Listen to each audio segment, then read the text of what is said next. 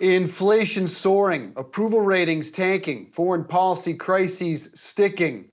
And yet President Biden's optimism rather striking. Yahoo Finance senior columnist Rick Newman is here. And Rick, I am all for our leaders striking an optimistic tone. I think there's probably too much pessimism in the world right now.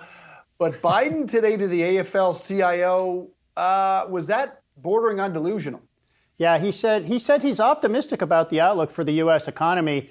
And the reality, Dave, is the president can't just come out and say, yeah, everything sucks. I'm aware. I mean, that's not leadership. And he's walking a fine line here. So he has to, get us to the next phase here. And I guess for Biden, that means being trying to be his normal upbeat self, seeing the hope in things. But I mean, the problem here is that you try to convince Americans that things are better than they feel things really are. And Americans basically will tell you to pound sand. I mean, they're like, you don't get it. Obama did that in 2010 when he was saying, look at the recovery we've had in employment. The statistics look good, and people didn't feel it. And that's when Democrats lost control of both houses of Congress. So Biden could obviously be facing something similar this time around in November.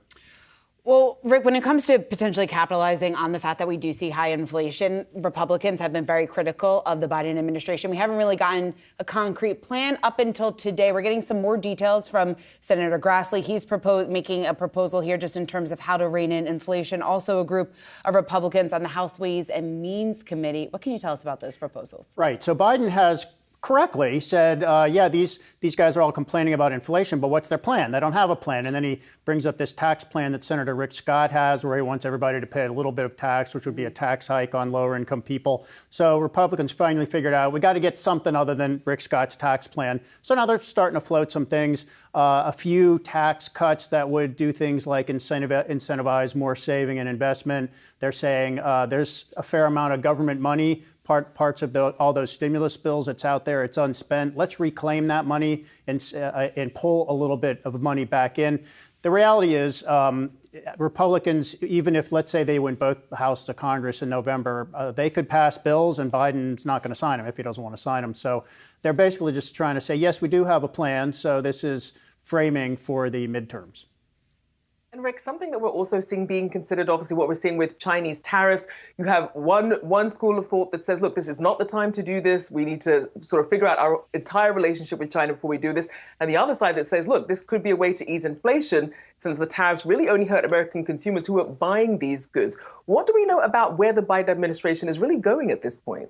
Biden does not want to lift those tariffs Donald Trump imposed on a lot of Chinese imports in 2018 and 2019. He wants to use those tariffs as leverage for getting other things from China. We don't know exactly what that all is yet. But the problem here for Biden is there's been some research suggesting that you could actually lower the inflation rate here in the United States if you removed those tariffs or lowered those tariffs, because what those tariffs did is they just drove up the price of those imports from China, and it was a fair amount of stuff. So there was one study by the Peterson Institute a couple months back that said you could probably, if you lifted them completely, you could probably get inflation down by a percentage point or two.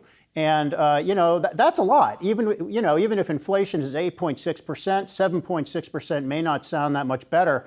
But there's not anything else Biden can do that could get inflation down by a full percentage point. So that's why we're hearing the reports that maybe Biden could do something on those tariffs. And by the way, he could repeal them for a set amount of time and then put them back into place. That could, who knows, that could be linked to inflation getting below some threshold level. But this is one of these things. The Biden administration is floating a lot of trial balloons. How does this sound? How does this other thing sound? Because clearly they feel they need to do something and they just don't have very many good tools.